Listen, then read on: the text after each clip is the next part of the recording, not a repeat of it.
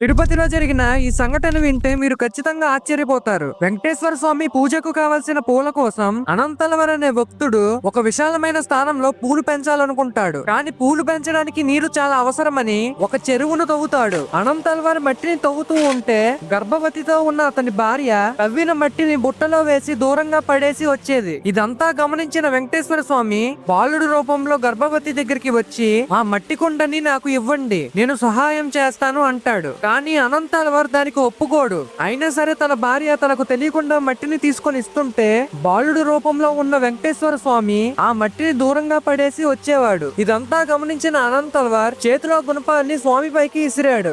గుణపం బాలుడు గెడ్డానికి తగులుతుంది. ఆ బాలుడు వెంటనే ఆనంద నిలయానికి వెళ్లి మాయమైపోతాడు. పని ముగించుకొని ఆనంద నిలయానికి వచ్చిన అనంతలవర్ గర్భగుడిలో స్వామివారి గడ్డానికి రక్తం రావడం చూసి గుండెలు పగిలేలా ఏడుస్తూ తనని క్షమించమని వేడుకుంటాడు. గాయం